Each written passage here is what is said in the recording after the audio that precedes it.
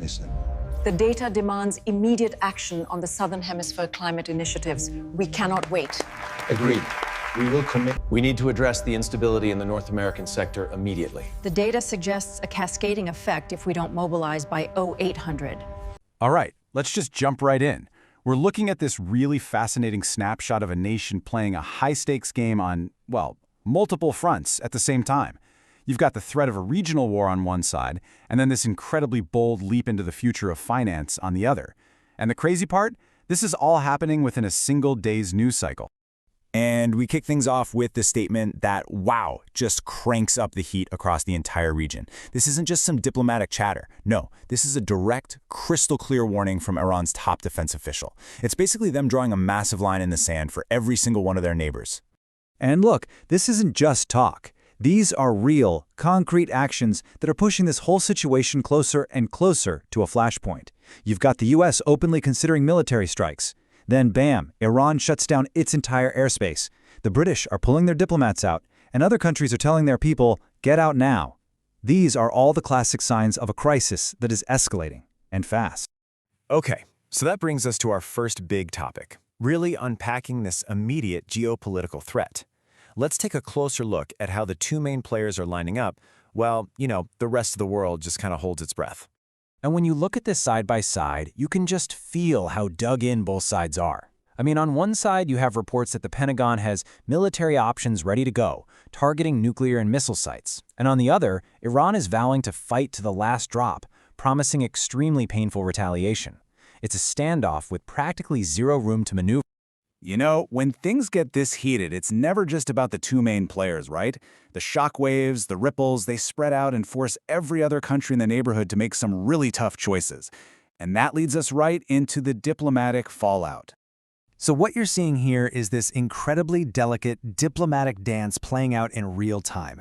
Saudi Arabia, a huge U.S. ally, is quietly sending messages to Iran saying, hey, we want no part of this. Meanwhile, Pakistan is working the phones, talking to Qatar about de-escalation, supporting peace efforts.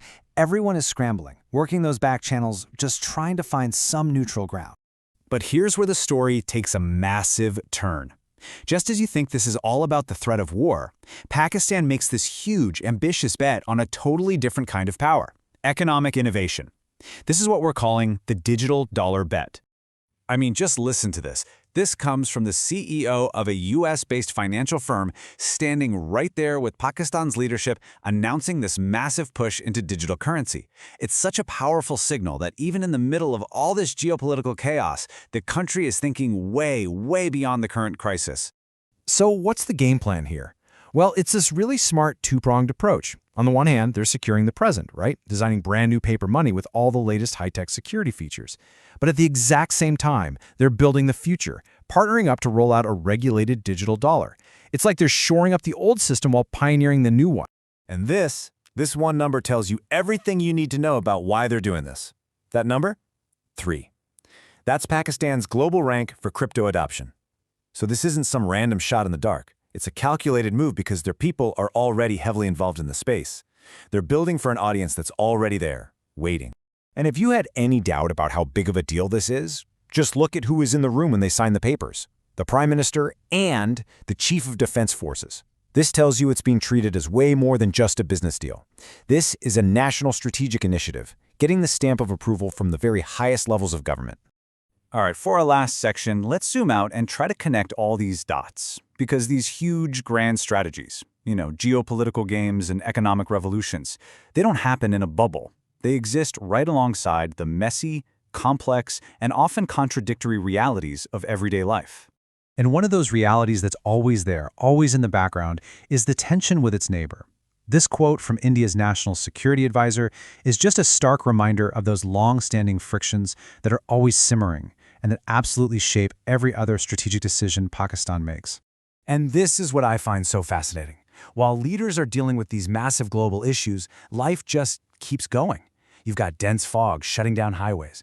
A little boy gets a miracle, life-saving surgery. The passion for a cricket match against India literally breaks the internet. And of course, the domestic political arguments never ever stop. It's just this powerful reminder that a nation is all of these things, all at once. So it all kind of boils down to this one big question, doesn't it? For a country like Pakistan, which is bracing for a potential war while simultaneously betting its future on digital money, what's the true key to security in the 21st century?